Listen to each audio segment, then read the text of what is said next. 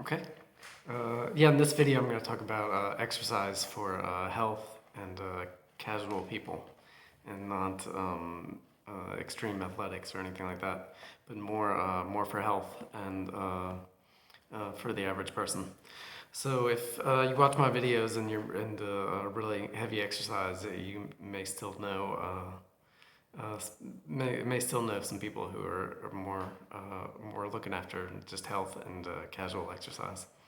But yeah, I'll go over the differences and kind of more of what it's like to exercise just for health and not for competition and athletics and all that. Um, and yeah, it's really important.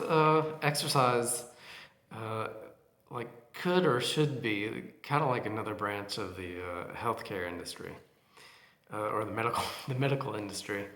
Because it's really important for preventing problems and diseases and all that. Internal and external, like external functional, and then like internal, your blood, your circulation, and digestion and all that. If done right and moderately, can prevent a lot of diseases and just really increase your quality of life. And just make you feel better in general. Um, and so a lot of people are turned off, or you could be inspired.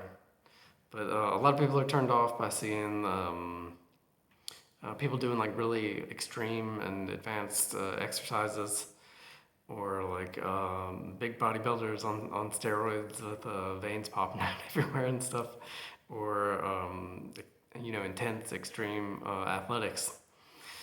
But other people are inspired by that. I guess particularly the younger, like teenagers and early 20s and kind of below, I guess, are more just kind of look at up at that as so far away. And which is kind of the point also for older people as well, that if you see like an extreme athlete, if you can grab a piece of that or like half of that, if you could do like a percentage, like half of what they can do, then you're doing really well. Like you look at Mr. Olympia, and if you can do half of what he can do, half the weights he can do, then you're doing really well. Have half the muscle mass they have, then that may still be too much, but then you're doing really well. Because I would do that looking at Mr. Olympia. Um, I remember when I was building myself. Yeah, I would look at Jay Cutler, Mr. Olympia, and I would do about the same volume of work, the amount of sets and reps, but the weight I would try to get at least half or more. It'd be like around half the weight, and if I was doing that, then uh, I'm doing pretty well. It's doing pretty good, and so that's kind of the point of an example of somebody who's doing really well. You want to say, okay, that's possible. If I do everything they do, then I'll be like them. But if I get half those results, then I'll be doing pretty well. So that's kind of why a lot of people like to see uh, really almost like kind of like unattainable things. Because if they can attain 50% or whatever, then they're doing pretty well. 50, 75%, something like that. Maybe even 40, 30, 40%, you're doing pretty well. Um, uh, and so that's also the thing Arnold Schwarzenegger said in the book, the Encyclopedia of Bodybuilding, that someone saying they want to lift weights and not get too big is kind of like someone saying, I want to practice and play tennis, but I don't want to win Wimbledon or anything. Or, I want to practice golf, but I don't want to win the Masters or anything. Well, getting like that isn't an accident. It takes a lot of extreme dedication and effort and doubling down a lot of it, or recommitting, committing, and recommitting over and over. And so,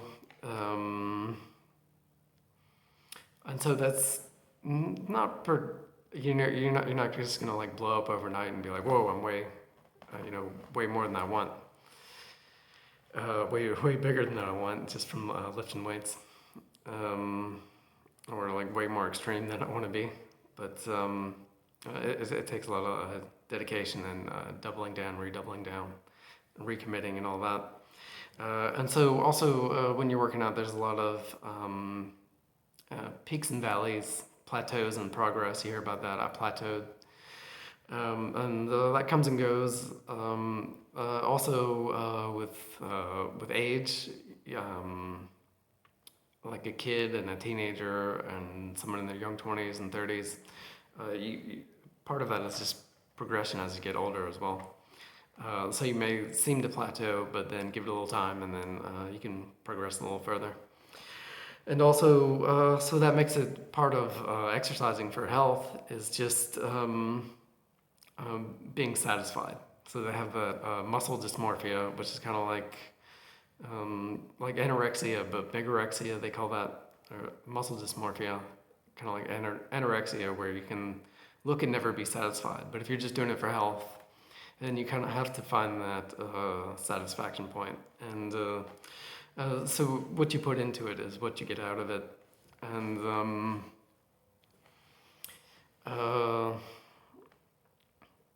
so you can like turn up the heat sometimes, and you can find, you have to find kind of like your regular baseline, like this is like my baseline activity, and I'll be like this, like a stabilizing point.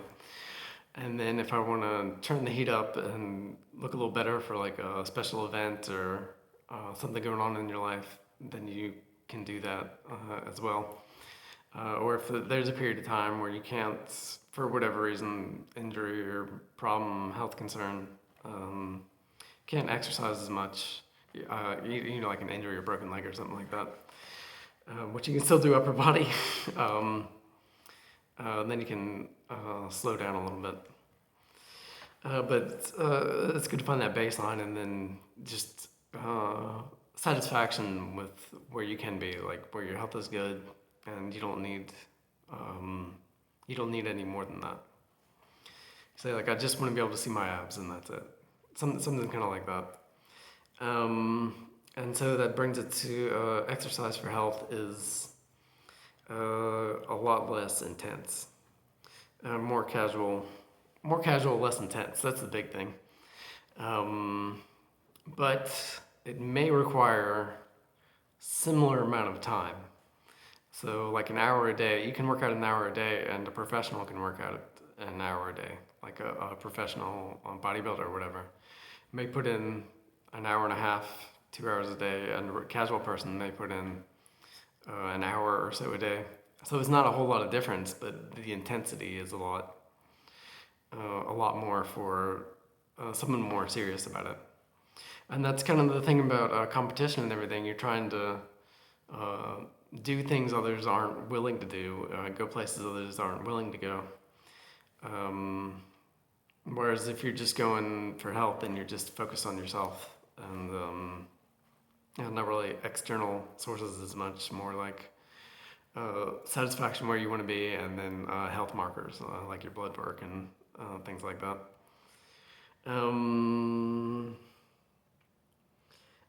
So that brings it to exercise for competition can be pretty dangerous because you're pushing your limits. Kind of like in a movie or something like that, where they're in a car or a spaceship and they're pushing it as fast as it can go, and it's like shaking and like it could break down at any minute. kind of like that, to where if you don't push it on red line, then it's a lot safer. But I'll talk about that a little bit later, about being casual and still being able to get intense, and how that may be useful. So that's a lot for competition and competitive behavior and things like that. And so exercises for casual people, uh, or health concerned, casual people would be more like walking, like cardio, biking with like a helmet, um, and the fun activities, like pickleball or tennis or something like that. Something, or golf, walking, don't use the cart as much. Fun activities and outdoor, like getting outside and, kind of having fun gardening or yard work or something like that. And so also I want to touch on that being outside is generally, especially people with lighter, more vulnerable skin. Um, when you go out in like the summer, you generally want to go out more in the morning and in the evening and try to avoid the middle of the day. If you do go out in the middle of the day, wear sunscreen. But it's generally safer in the morning and the evening, and the weather's more pleasurable. And then in the wintertime, it's like more towards the middle of the day is like the safer time, because in the morning and at night it's a lot more extreme cold and windy, um, which can be kind of like over stress, overstimulation, and make you sick or something like that. Some people it could just make them tougher and stronger, but some people it may be too much and might make you sick. Um, so yeah, I touched on that outside and like walking, biking, outdoor activities, which is really important. The fresh air and moving around. They said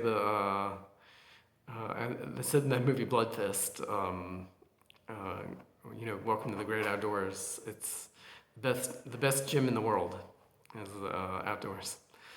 Um, yeah, besides that, things like weight machines and casual clubs like karate, yoga, aerobics, Pilates, things like that, where they have like kind of like a more casual, homey type feel to it, and less of like competitive sport, would be better for your health and stuff like that. Because when you're doing sports, like people get injured more and push it more, so it could be more dangerous. To where if it's more like a club, then you get the benefits of exercise and self defense. If it's martial arts of self defense and everything, without as much risk, and then the same thing with the yoga and aerobics and everything. Like a club that you can go to, where you meet regularly and have like social interaction and everything like that, can be really good for you, and then educational as well. They'll tell you how to exercise. Um, but the free weight basics, which is like basically what I'm avoiding. I said, weight machines, going outside, walking, casual exercise classes, clubs and classes, and then left out like free weight weightlifting. But the free weights weightlifting is extremely potent and effective. But it can be really dangerous, particularly if you're pushing the limits. A lot of competitors still get injured. It's actually kind of rare that a competitor doesn't get injured. Like I'm pretty fortunate. I push my limits, and I don't have any restrictions or anything like that, which is a really good sign. It means I know what I'm doing, and you get competitive weightlifters and stuff like that, and bodybuilders who, after a long career and they don't have any injuries or problems like that, and they can still work out and do pretty much everything, then that's a really good sign. So if you are going to learn free weight basics and mess around with that stuff, the weightlifting, it's really important to have a teacher or a trainer, someone to go through with you and teach you and keep an eye on you and watch your form and like adjust your body and stuff like that to make it safe and effective. And so that could be really helpful. So there'd be like a lot of powerlifters and bodybuilders who do personal training that could help you out and and and so you could work with them, and they'd help you out a lot, and it'd be really healthy. But you may not want to compete in powerlifting or bodybuilding, or maybe just do it like once or twice, like a couple times. Just do it, because it can make you progress really far and be really satisfying as well to do a competition. But just know but just have the attitude like I'm just gonna do it like once or twice or something like that, um, and not get too into it. If you're just trying to look after your health and be casual about things. Um, and so intense exercise can also be unhealthy as well because you're pushing your limits and your body can break down.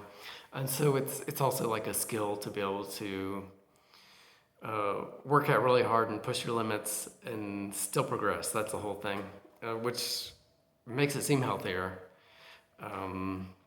which makes it, I guess, ultimately healthy if you do it right. But there's just so many ways to go wrong, and if you're focused on being like a doctor or a surgeon or like a construction worker or builder or something, and not fully focused on your competitive limits, then you may not want to go there. You may just want to have more of a casual approach. But yeah, it can be unhealthy for a lot of people, especially if you do drugs. Especially if you do like steroids, injectable drugs, then you can really crash and burn. It can be really bad for you. I've never done any of that, and which makes it seem like I can lift as much as I want and do all the exercise and everything, and it just gets better because I'm not messing around with drugs, to where if you're doing drugs, then they get like a lot of injuries and push it over, and stomach distension and all these weird things start happening. So it can be really unhealthy, but if you know what you're doing, it can be kind of like superabundance of health. It can be really good. So yes, I guess the point I'm wanting to make is that it can be overstress, which can make it unhealthy. But the positive parts about intense exercise is that it's really good stress relief. Yeah, like you're having a bad day, and you can just turn it into a good day with intense exercise. Somebody pisses you off real bad, and you go to the gym, and you make a lot of progress and hit it really hard, and you just turned a bad day or a bad thing into a good thing. And a lot of really good athletes had like troubled home lives and stuff like that because they're just turning all that negative energy into something positive. And so that's one thing, stress relief, and you can get more results and faster results if you're more serious and more intense about it. And so that leads it to consistency can beat intensity. Like the tortoise can beat the hare, and oftentimes it does. But consistent intensity beats both. And so it's kind of like it's like a marathon, not a sprint. Overall exercise and health, especially if it's just for health, then it's all long term. It's a lifestyle, long term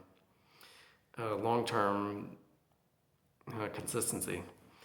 And so that the main thing about long term consistency is not burning out, which can happen, which is the whole thing about intensity. Then you get burned out. It happens to a lot of people. So being able to pace yourself, be able to burn out, maybe rest a little bit, and then go back at it less hard, and then turn it up, kind of like turn the heat up and down like that. And then the really big one is no injuries. So if you get injured, then you can't train, or you can still train what you can. So if like you messed up your arm, then that takes out a lot of upper body, but you can still do abs and legs and walk and stuff like that. So a lot of the really good athletes and the competitors and all that, they'll work out no matter what. If something's injured, they'll work something else out. And they mess their shoulder up, but they're gonna have real nice legs, so, something something like that. But it's best to not get injured at all. Yeah, it's best to not get injured at all. I was gonna say, but a lot of times people just get minor things and stuff like that arrested for. It may go away in a week or a month or something like that. That's something kind of minor, and then you just kind of learn from that. What led up to that? How can I change that? How can I keep doing what I did right and what I did wrong? They're like learning experiences, and nothing bad too happens. So it's like a minor injury. It's like kind of like a good learning experience in a lot of ways. Um, and so my prescription for people working out for health and casual exercisers is a low to medium intensity consistently, and sometimes turn the heat up if something's well, one, just to know that you're able to do that, and then two, maybe you have like a life interest, like an important date, like a lot of people do it like for their wedding, or they have like a girl they're interested in, or something maybe stressing them out really bad, and they need to feel like they need to exercise really hard. So basically, just like low to medium intensity, and sometimes special occasions or whatever, special periods, maybe a month of turning the heat up or a week of turning the heat up or something like that. And so if you do get intense and everything, which makes it more dangerous, it's much better to have be educated in exercise, and so it's best to be educated in exercise no matter what. But you can kind of like self-teach yourself a little bit and do fairly well with that. But that's more like moderate intensity, like messing around with push-ups and bodyweight squats and going for walks and even running a little bit, pull-ups, stuff like kind of like minor stuff.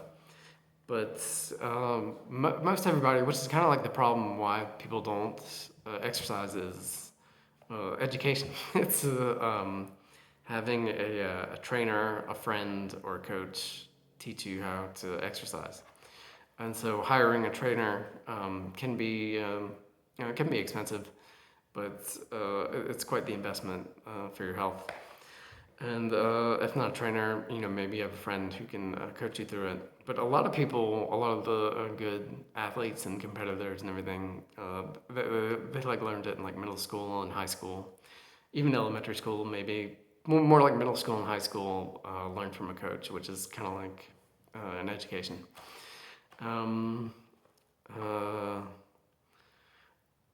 And so just touch on that lightly. A lot of people got good educations in school, physical educations, but there is differences in quality of teachers and education and that. And it's one of those things where you just want to keep learning because it keeps your interest up and it keeps you safe and makes you get better. It's kind of like a hobby, continuous learning.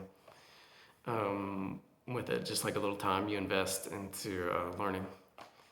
So you can get that with, well, like if you go to the gym, then you watch people and talk to people and stuff like that. Pick up tips and tricks. Maybe read books and YouTube videos.